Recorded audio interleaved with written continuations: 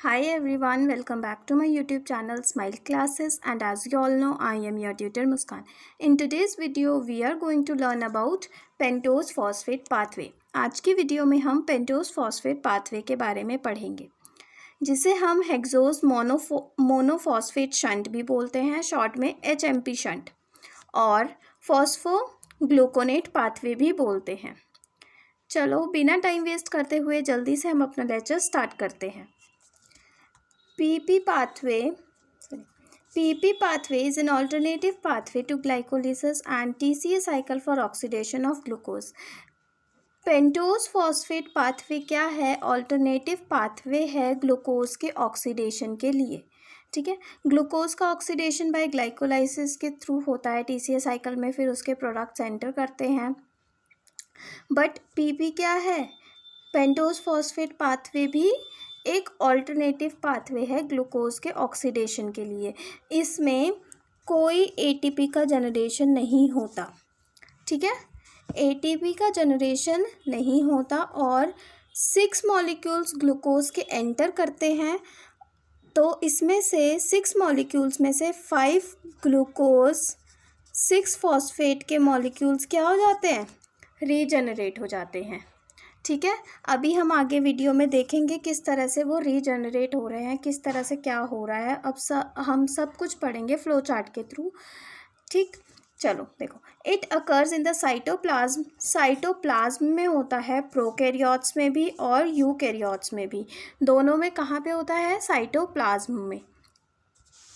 Prokaryotic organisms में भी and eukaryotic organisms में भी। अब देखो, पेंटोज फॉस्फेट पाथवे की 2 फेजेस हैं। कितनी फेजेस हैं? 2 फेजेस। एक है oxidative phase, number 1 is oxidative phase and number 2 is non oxidative phase. जो ऑक्सीडेटिव फेज है उसमें क्या होता है? NADPH का जनरेशन होता है ट्वाइस। 2 बार NADPH जनरेट होते हैं और glucose is converted into ribulose 5 phosphate. Glucose जो है वो किस में कन्वर्ट हो जाता है? राइबुलोज 5 फॉस्फेट में। क्लियर?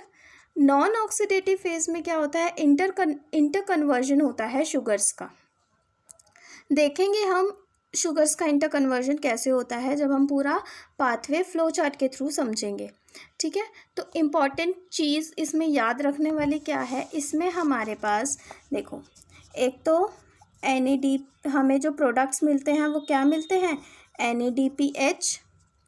ठीक है, क्या क्या मिलते हैं? NADPH, और हमें मिलता है राइबोज 5 फॉस्फेट। ठीक है, राइबोज 5 फॉस्फेट, और हमारे पास 5 मॉलिक्यूल्स किसके? ग्लूकोज 6 फॉस्फेट के रीजनरेट हो जाते हैं। ठीक है, क्या होता है? 5 मॉलिक्यूल्स ग्लूकोज 6 फॉस्फेट के रीजनरेट हो जाते हैं। चलो अब हम फ्लो चार्ट के थ्रू समझते हैं पेंटोज फॉस्फेट पाथवे को। देखो, सबसे पहले जब ग्लूकोज सेल में एंटर होता है तो वो क्या हो जाता है? फॉस्फोराइलेटेड हो जाता है। कैसे? ATP अपना फॉस्फेट किसे दे देता है? अपना फॉस्फेट ग्रुप इसको दे देता है, ग्लूकोज को, और ADP यहाँ से रिलीज हो जाता है और ये कैसा हो जाता है? फॉस्फोराइलेटेड हो जाता है। इन the presence of enzyme hexokinase ये किस में कन्वर्ट हो जाता है? ग्लूकोज 6 फॉस्फेट में। ठीक है, ये तो इम्पॉर्टेंट बात है, ये तो सबको पता होगी कि ग्लूकोज जैसे ही सेल में एंटर करता है तो फॉस्फोराइलेटेड हो जाता है। मेन हमारा जो पाथवे है वो यहाँ से स्टार्ट होता है। ठीक है, देखो अब ध्यान से, glucose 6 phosphate in the presence of enzyme glucose 6 phosphate dehydrogenase. Enzyme कौन सा यूज हो रहा है? Glucose 6 phosphate dehydrogenase. ये एंजाइम क्या करेगा? यहाँ से ग्लूकोज 6 फॉस्फेट में से हाइड्रोजन को रिमूव कर देगा और इस हाइड्रोजन को कौन पिक कर लेगा? NADP पिक कर लेगा और क्या फॉर्म कर देगा? NADPH plus H plus form कर देगा। ठीक है, ग्लूकोज के कितने मॉलिक्यूल्स एंटर हुए थे? 6 मॉलिक्यूल्स। ठीक है, और यहाँ पे ग्लूकोज 6-फॉस्फेट के भी 6 मॉलिक्यूल्स फॉर्म हुए। अब देखो यहाँ पे कितने मॉलिक्यूल्स होंगे NADP के? NADP के भी 6 मॉलिक्यूल्स होंगे और NADPH+H+ के भी 6 मॉलिक्यूल्स फॉर्म होंगे। ठीक है, अब ध्यान से देखना, ग्लूकोज 6-फॉस्फेट डीहाइड्रोजिनेज ने क्या किया, यहाँ से हाइड्रोजन को रिमूव कर दिया। इस हाइड्रोजन को पिक कर लिया किसने? NADP ने, और क्या फॉर्म कर दिया? NADPH+H+। क्लियर। और हमारे पास प्रोडक्ट क्या आ गया? 6-फॉस्फोग्लूकोनोलैक्टोन। क्या आ गया हमारे पास? 6-फॉस्फोग्लूकोनोलैक्टोन आ गया। अब देखो, in the presence of enzyme gluconolactonase, gluconolactonase की प्रेजेंस में क्या होगा? इसका हाइड्रोलिसिस होगा। क्या होगा? हाइड्रोलिसिस होगा। Water molecule, six molecules of water क्या होंगे? ऐड होंगे और हमारे पास क्या बन जाएगा? 6-फॉस्फोग्लूकोनेट बन जाएगा। ठीक है, किस चीज़ का फॉर्मेशन हो जाएगा? 6-फॉस्फोग्लूकोनेट का फॉर्मेशन हो जाएगा। अब देखो ध्यान से, यहाँ पे 6-फॉस्फोग्लूकोनेट डीहाइड्रोजिनेज एंजाइम।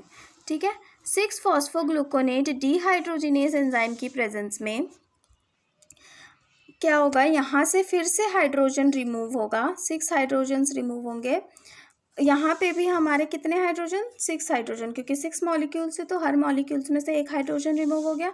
तो यहाँ पे भी 6 हाइड्रोजन क्या हो जाएंगे? रिमूव हो जाएंगे। और उन्हें कौन कैच कर लेगा? 6 मॉलिक्यूल्स NADP पॉजिटिव के कैच कर लेंगे और क्या फॉर्म कर देंगे? 6 NADPH+H+। क्लियर, समझ आ गया? 6 मॉलिक्यूल्स इसके भी यहाँ पे फॉर्म हुए थे। मॉलिक्यूल्स देखते चलना, ठीक है। हाइड्रोजन रिमूव हुआ, उसे NADP ने कैच कर लिया और क्या फॉर्म कर दिया?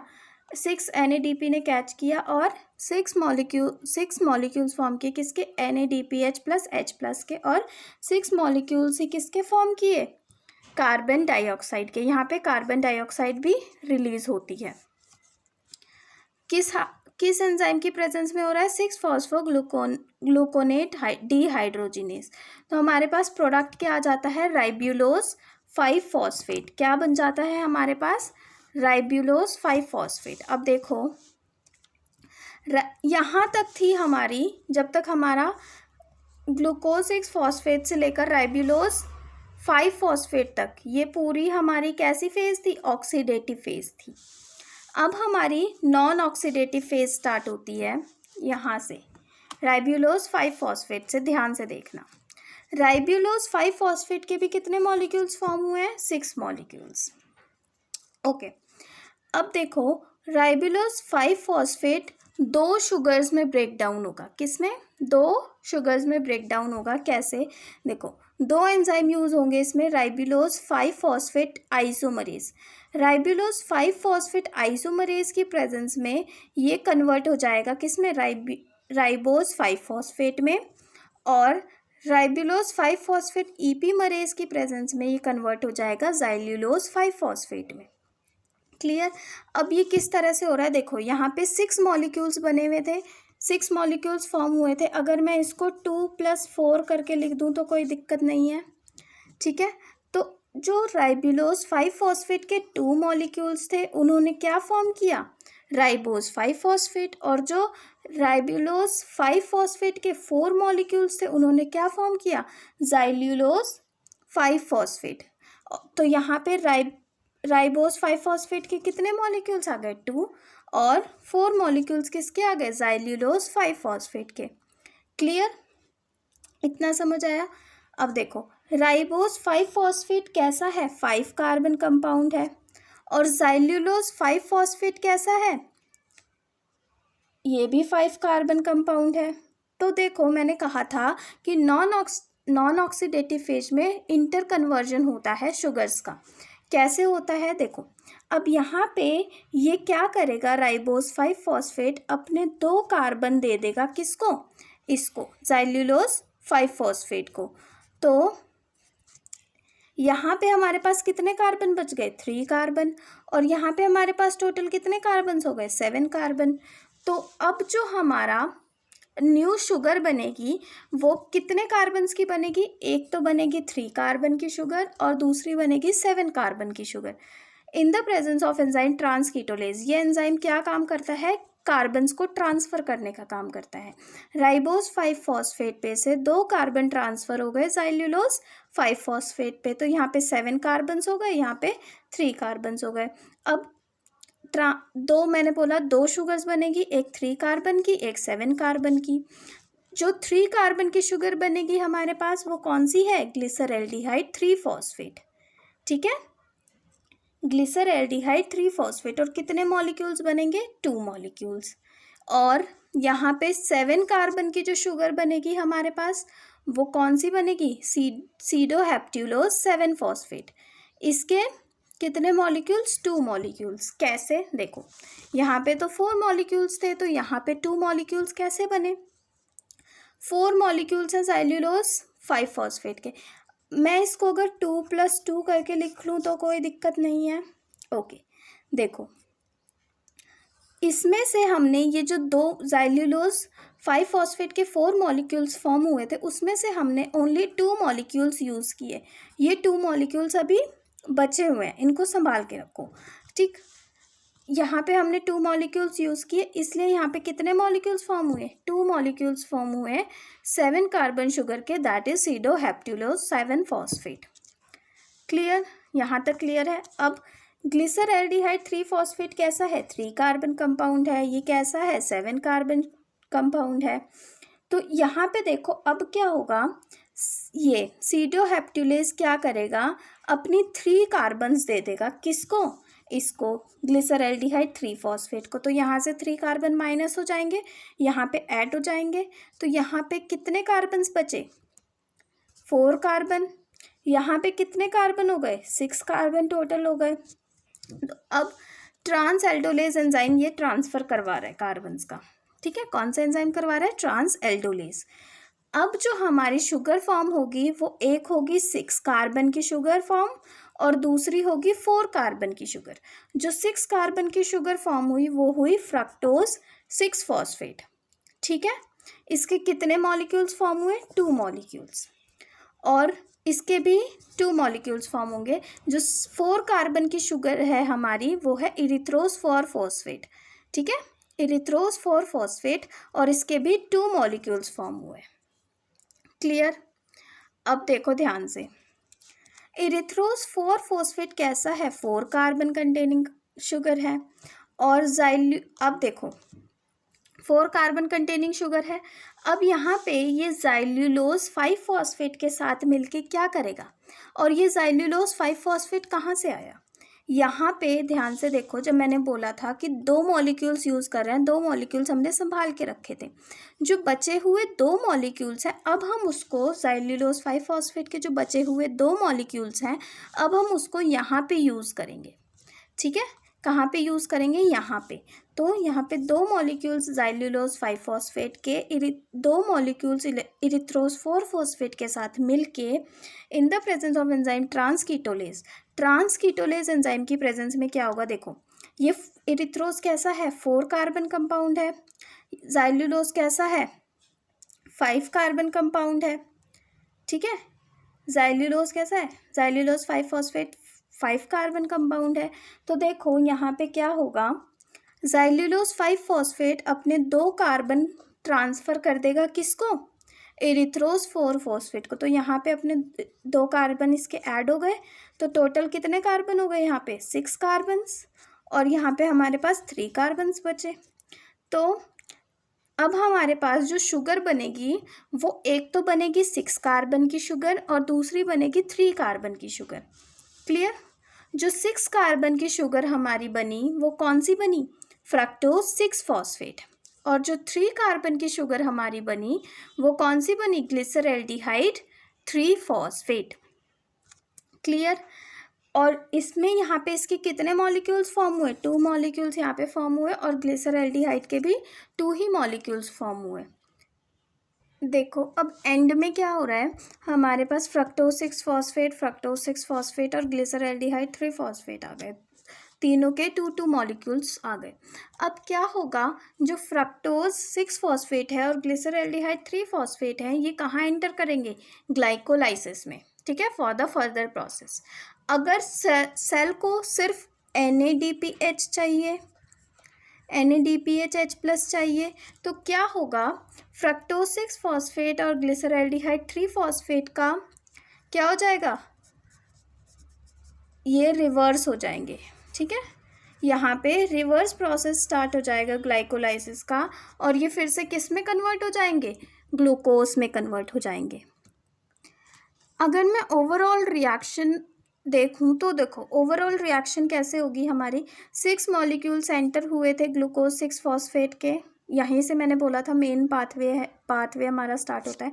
तो 6 मॉलिक्यूल्स ग्लूकोज 6 फॉस्फेट के प्लस 6 मॉलिक्यूल 12 मॉलिक्यूल्स NADP के, मैंने बताया था 2 टाइम्स जनरेट होता है, वो हमने चार्ट में देख लिया था, पाथवे फ्लो चार्ट में देखा था पूरा, ठीक है, 2 बार जनरेट होते हैं 6 मॉलिक्यूल्स NADP के, 2 बार यूज़ होते हैं और किस में कन्वर्ट हो जाते हैं, NADPH में। 6 मॉलिक्यूल्स वाटर के यूज़ होते हैं और हमारे पास क्या आता है, 12 मॉलिक्यूल्स NADPH प्लस H+ के, 6 मॉलिक्यूल्स CO2 के और 5 मॉलिक्यूल्स ग्लूकोज 6 फॉस्फेट के रीजनरेट हो जाते हैं।